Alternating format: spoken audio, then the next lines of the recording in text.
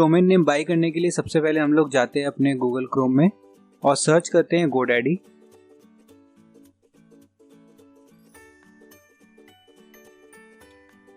I am sure आपके पास already एक अपना डोमेन का नाम होगा।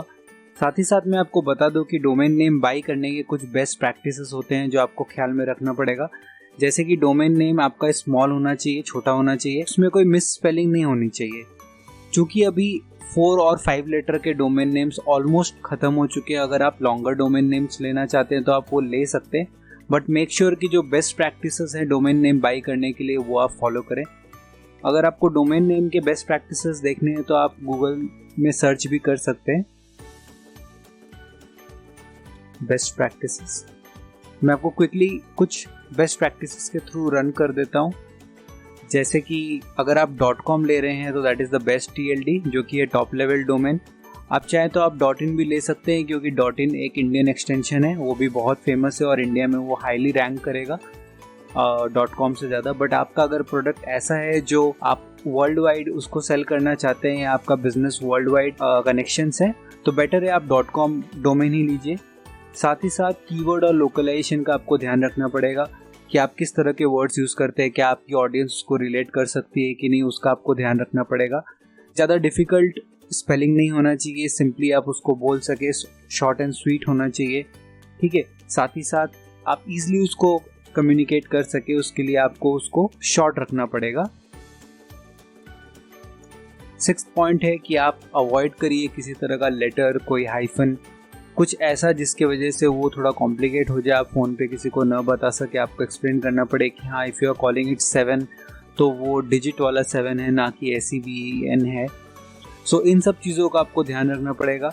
7th और फाइनल पॉइंट ये है कि ब्रेनस्टॉर्म करिए, रिसर्च करिए डोमेन नेम्स और देखिए कि क्या आपकी इंडस्ट्री के लिए वो सूटेबल है। अगर आप .in डोमेन नेम ले रहे हैं, ख्याल रखिए कि उसका जो .com डोमेन नेम है वो सिमिलर बिजनेस के लिए आपके किसी कॉम्पिटिटर ने न लिया हो, क्योंकि अगर आपके कॉम्पिटिटर के पास उसका .com होगा तो आप जो भी गूगल में आप एड्स रन करेंगे या चाहे आपके ब्रांड नेम को आप इधर उधर पब्लिश करेंगे या उससे रिलेटेड आप कोई भी एडवर्टाइजिंग करेंगे, तो आपका जो कस्टमर बेस है वो आज नहीं तो कल टुकड़ों टुकड़ों में बट के आपके .com जो कि आपके कॉम्पिटिटर है उनके साथ आप एडअप हो जाएंगे, या आपके जो यूज़र बेस है वो आपको मिसअंडरस्टैंड कर सकता है अपने कॉम्पिटिटर के लिए।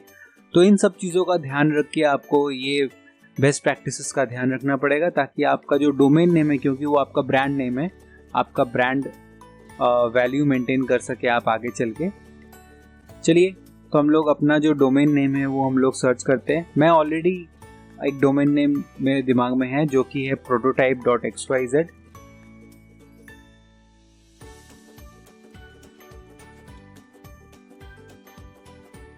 अभी देखिए मैंने आपको बताया था कि आप हाइफन नहीं यूज़ कर सकते हैं, बट चूंकि ये मेरा एक टेस्ट डोमेन है, मैं यहाँ पे सारे वो टेस्टिंग करता हूँ और टेस्टिंग करने का मैं प्लानिंग कर रहा हूँ कि जो भी इसमें टेस्ट एंड ट्रायल होगा ये यूज़र फ्रेंडली मुझे रखना नहीं है, क्योंकि अल्टीमेटली ये किसी मेरे यूज़र्स को दिखना नहीं है डोमेन नेम, ये सिर्फ मेरे टेस्ट पर्पसेस के लिए है। और इसीलिए मैं ये जो TLD है मेरा, वो जो मेरा डोमेन नेम एक्सटेंशन है वो मैं यहाँ पे XYZ यूज़ कर रहा हूँ। ये एडवाइजेबल नहीं है अगर आप कस्टमर फ्रेंडली कंटेंट डेवलप कर रहे हैं, आपका एक ई-कॉमर्स स्टोर है, तो XYZ लेना और साथ ही साथ हाइफन डालना रिकमेंडेड नहीं है। बट जैसा मैंने बताया ये मेरा एक टेस्ट डोमेन है तो कोई दिक्कत नहीं है। क्लिक करिए कंटिन्यू पे। ईमेल एड्रेसेस हमें नहीं चाहिए, दो हमें चाहिए ईमेल एड्रेसेस, हमारे बिजनेस के लिए हम लोगों को ईमेल एड्रेसेस चाहिए, पर इसको हम लोग आगे देखेंगे कि किस तरह से DNS मैपिंग करते ही हम लोग ये जो ईमेल एड्रेसेस है हम लोग अपने होस्टिंग प्रोवाइडर के एंड पे बना सकते हैं। उसके लिए हम लोग को GoDaddy की सर्विस नहीं चाहिए, तो हम लोग यहाँ पे क्लिक करते हैं नो थैंक्स। और साथ ही साथ लिनक्स वेब होस्टिंग में भी हम लोग करते हैं नो थैंक्स, क्योंकि हम लोगों का ऑलरेडी हम लोग दूसरे जगह पे एक सुपीरियर होस्टिंग हम लोग बाई करेंगे और उसी एंड पे हम लोग अपने सारे चीज़ों को मैनेज करेंगे। तो चलिए हम लोग देखते हैं इसको हम लोग कैसे करेंगे। क्लिक करते हैं continue to cart.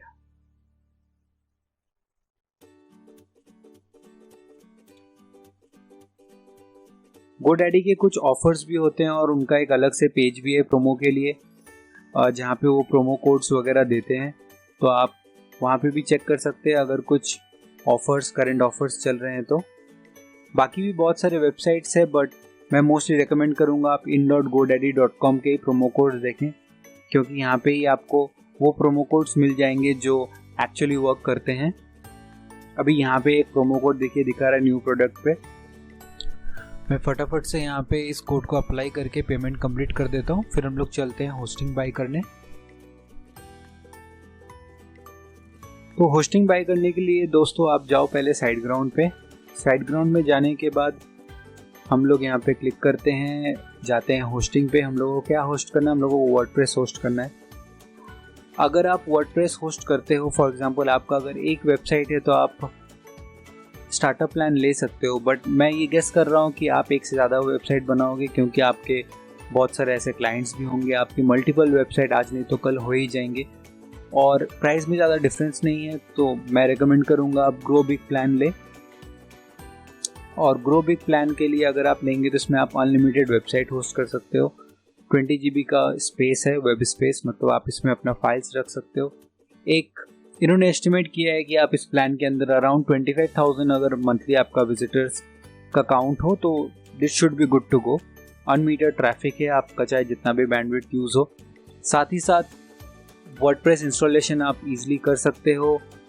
Auto updates है, आपको इसमें SSL सर्टिफिकेट मिल जाता है, तो आपको उसके लिए अलग से पे नहीं करना पड़ता। कई बार क्या होता है, आप कहीं और से होस्टिंग अगर बाई करते हो तो वहाँ पे SSL सर्टिफिकेट के लिए आपको अलग से पेमेंट करनी पड़ती है।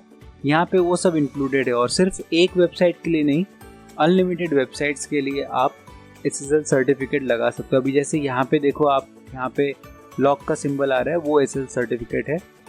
तो इससे आपका जो वेबसाइट है वो एक सिक्योर्ड होस्टिंग में है और एंड टू एंड इनक्रिप्शन रहता है आपके और यूज़र के बीच में। तो चलिए मैं क्लिक करता हूँ गेट प्लान में। गेट प्लान में क्लिक करने के बाद I already have a domain. Domain name हमारा क्या है, prototype.xyz। तो दोस्तों आपको यहाँ पे ये डिटेल्स भरनी पड़ेगी। ये ईमेल और पासवर्ड आप ध्यान से भरिए, क्योंकि इसी के बेसिस में आपका लॉगिन डिटेल्स रजिस्टर होगा। साथ ही साथ कंफर्म पासवर्ड, ऑब्वियसली जो पासवर्ड आप यहाँ भर रहे हैं वो यहाँ पे आपको कंफर्म करना पड़ेगा। आपके बेसिक डिटेल्स, आपका पेमेंट इन्फॉर्मेशन, और बाय डिफ़ॉल्ट जो आपका डेटा सेंटर है वो सिंगापुर में सेलेक्ट होता है, क्योंकि सिंगापुर क्लोजेस्ट है इंडिया के। अगर आपके ज़्यादातर कस्टमर्स दूसरे जगह पे बिलोंग करते हैं जैसे कि US वगैरह, तो आप यहाँ पे भी इसको चेंज करके आप यूनाइटेड किंगडम, US या यूरोप अपने कस्टमर के हिसाब से सेलेक्ट कर सकते हैं। आपको मैं डेटा सेंटर के बारे में थोड़ा सा और अपडेट कर देता हूँ। डेटा सेंटर का बेसिक आइडिया ये है कि जहाँ पे भी आपके कस्टमर, सबसे ज़्यादा कस्टमर बेस आपका लोकेटेड है, आप अपना डेटा सेंटर वहाँ से क्लोजेस्ट रखिए। जो लेटेंसी है, जो टाइम है डेटा ट्रांसफ़र में, और जिस तरह से आपका वेबसाइट जितनी स्पीड में ओपन होगा वो इसके हिसाब से वो डिपेंड करता है। तो चूँकि सिंगापुर क्लोजेस्ट है, मैं इसको सेलेक्ट कर लेता हूँ। साथ ही साथ आपको एक और बहुत इंपॉर्टेंट चीज़ बता दूँ कि SiteGround में आपको CDN का सर्विस भी मिलता है। हर एक वेबसाइट के लिए आपको एक फ्री CDN सर्विस मिलता है। CDNs are basically content delivery network. आपका जो वेबसाइट रहता है उसके जो HTML फाइल्स रहते हैं, यानी कि जो आपका कैश फाइल्स रहता है, वो बहुत सारे डिफरेंट डेटा सर्वर्स पे, डेटा सेंटर्स पे होस्टेड रहता है। तो आपका वेबसाइट इतना फास्ट खुलता है जैसे वो लोकली होस्टेड हो। तो इससे ज़्यादा फ़र्क नहीं पड़ने वाला है। बट चूँकि हमारा कस्टमर बेस क्लोजेस्ट है इंडिया के, हम लोग यहाँ पे सिंगापुर सेलेक्ट करके आगे बढ़ते हैं। मेक श्योर आप ये दोनों टिक कर दें और यहाँ पे आप पे नाउ क्लिक करिए। पे नाउ क्लिक करने के बाद पेमेंट गेटवे खुलेगा और वहाँ पे आप अपना ट्रांजैक्शन कर सकते हैं। जब आप ये ट्रांजैक्शन करके आप कंप्लीट कर लेंगे तो आपको कुछ बेसिक डिटेल्स आपके ईमेल आईडी पे भी आया होगा, बट उसको आप इग्नोर करके डायरेक्टली आप जा सकते हैं माई SiteGround पे। चलिए यहाँ पे लिखा हुआ है ऐड न्यू साइट, मैं उस पर क्लिक कर लेता हूँ।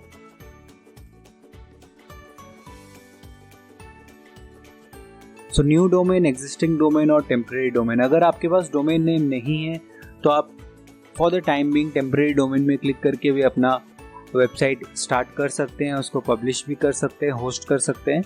बट चूंकि हम लोगों के पास ऑलरेडी एक डोमेन है, हम लोग वो सेलेक्ट कर लेते हैं। मैं क्लिक करता हूँ न्यू डोमेन। जो हमने बाई किया था वो डोमेन नेम हम लोग यहाँ पे टाइप कर लेते हैं।